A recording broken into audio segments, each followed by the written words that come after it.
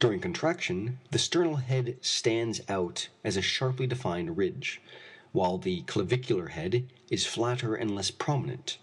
Between the two heads is a slight depression. The fleshy middle portion of the muscle appears as an oblique elevation, with a thick, rounded anterior border best marked in its lower part.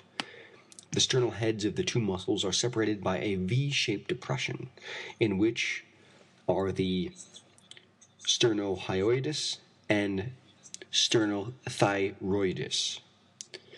Above the hyoid bone, near the middle line, the anterior belly of the didrasticus produces a slight convexity. The anterior border of the trapezius presents as a faint ridge running from the superior neutral line downward and forward to the junction of the intermediate and lateral thirds of the clavicle.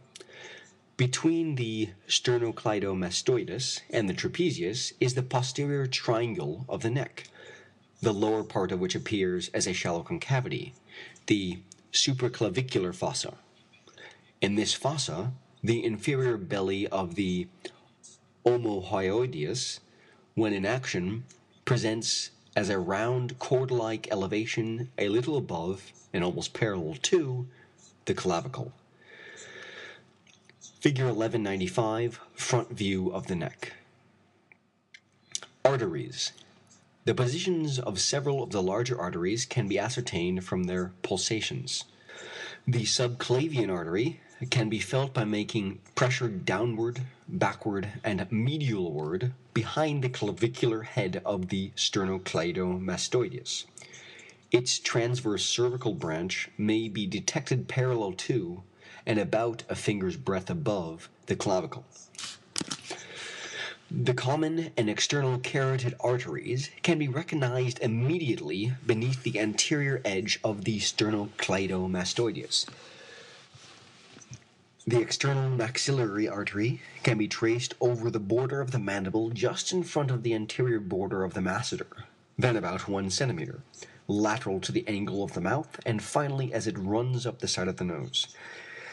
The pulsation of the occipital artery can be distinguished about 3 or 4 centimeters lateral to the external occipital protuberance, that of the posterior auricular, in the groove between the mastoid process and the auricula.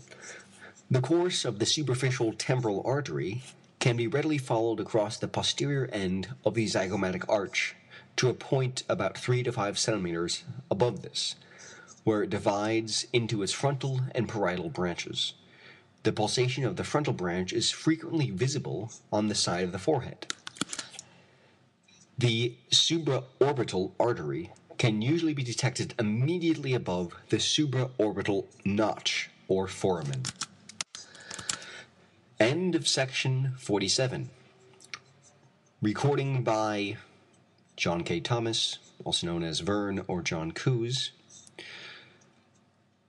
Web address www.validateyourlife.com or www.oneandthesamerecordings.com.